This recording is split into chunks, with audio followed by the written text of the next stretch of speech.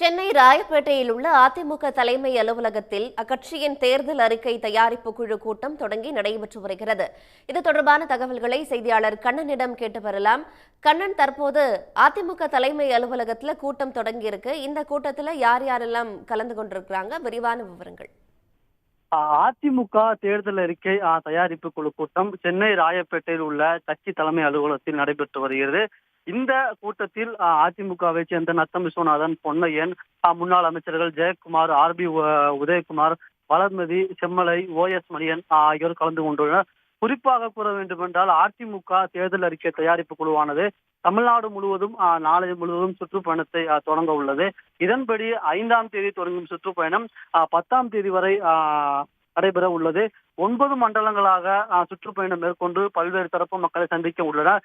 அதன்படி 5ஆம் தேதி சென்னை, 6ஆம் தேதி விழுப்புரம், 7ஆம் தேதி தஞ்சாவூர் மண்டலம், 8ஆம் தேதி திருச்சி மண்டலம், 9ஆம் தேதி மதுரை மண்டலம், 10ஆம் தேதி திருநெல்வேலி மண்டலம் உள்ளிட்ட மண்டலங்களுக்கு சென்று தேர்தல் அறிக்கை தயாரிப்பு தொடர்பாக பல்வேறு தரப்பு மக்களுடன் ஆலோசனை நடத்த உள்ளனர்.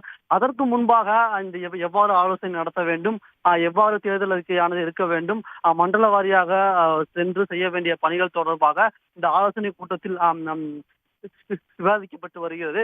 குறிப்பாக கூற வேண்டும் என்றால் மண்டல வாரியாக தேர்தல் குழு பயணம் செய்ய உள்ள நிலையில் மொத்தம் 10 பேர் கொண்ட இந்த தயாரிப்பு குழுவில் 5 பேர் பிரிந்து, அதாவது ஒரு குழு 5 பேர் மற்றும் இன்னொரு குழு 5 பேர் என்ற 2 குழுக்களாக சென்று ஒவ்வொரு மண்டலத்துக்கு சென்று தேர்தல் அறிக்கை தொடர்பான கருத்துக்களை பொதுமக்களிடமிருந்தும் பல்வேறு தரப்பினரும் பெற அதிமுகவானது முடிவு செய்துள்ளதாக தற்போது தகவலானது வெளியாகி உள்ளது.